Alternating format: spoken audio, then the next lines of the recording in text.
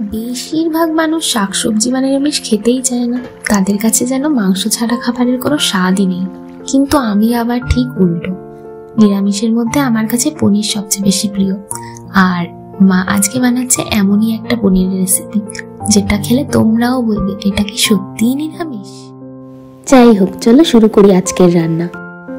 প্রথমে মা পনিরগুলোকে নুন, হলুদ আর লঙ্কার গুঁড়ো দিয়ে মাখিয়ে রেখেছিল। এরপর মেখে রাখা পনিরগুলোকে হালকা তেলে সোনালি করে ভেজে নেওয়া হলো। তোমরা চাইলে এটা স্কিপ করতে পারো, কিন্তু হালকা ফ্রাই করলে গ্রেভির সাথে পনির আরো মজাদার লাগে।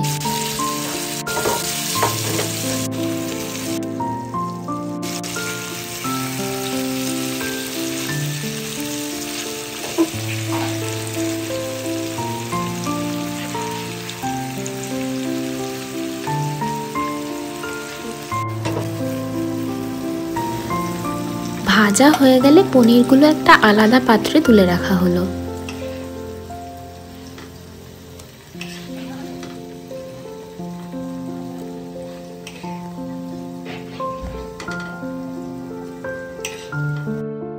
মা আজকে সবজির মধ্যে ফুলকপি, আলু, মটরশুঁটি আর গাজর নিয়েছে।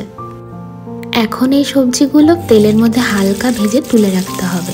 ভাজার সময় হলুদ আর নুন দিয়ে ভাজতে হবে।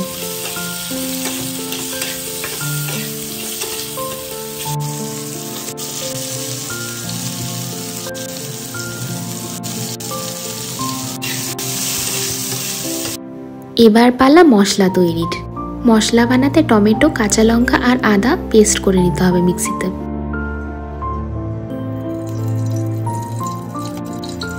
এবার সেই একই তেলে ঘি মিশিয়ে গোটা গরম মশলা আর জিরে ফোড়ন দিতে হবে।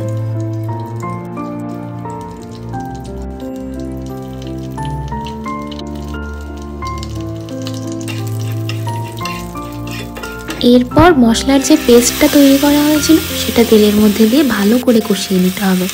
সাথে পরিমাণ মতো নুন, হলুদ ও লঙ্কার গুঁড়ো দিতে হবে।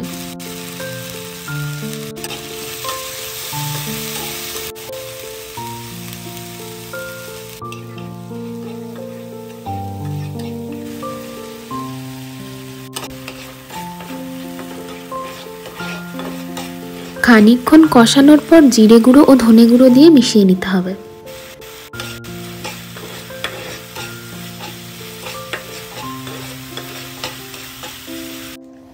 এখন আর এক রকমের মশলা বানিয়ে নিতে হবে। তার জন্য মিক্সার জারে কাজু, সাদা তিল আর টক দই দিয়ে ভালো করে পেস্ট তৈরি করে নিতে হবে। তৈরি করা মশলাটা কষানো মশলার সাথে মেশাতে হবে। মিশিয়ে নিয়ে আবারও ভালো করে কষাতে হবে মশলাটা।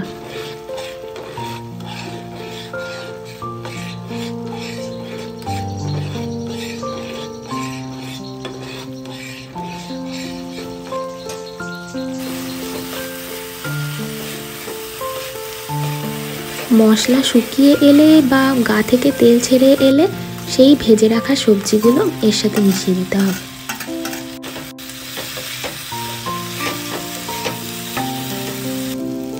এবার কড়াইতে গরম জল দিয়ে আরো কিছুক্ষণ রান্না হতে দিতে হবে। গরম জল দেওয়ার পর ঢেকে দিতে হবে।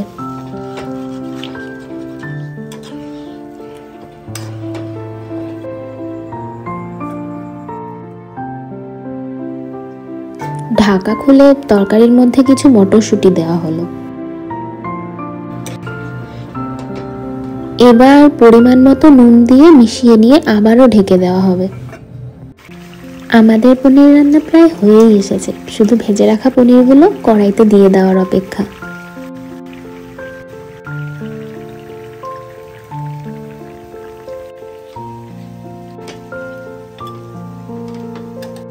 পনিরগুলো দেওয়ার পর মা আরো কিছুক্ষণ ঢেকে দিয়ে রান্না হতে দিয়েছে।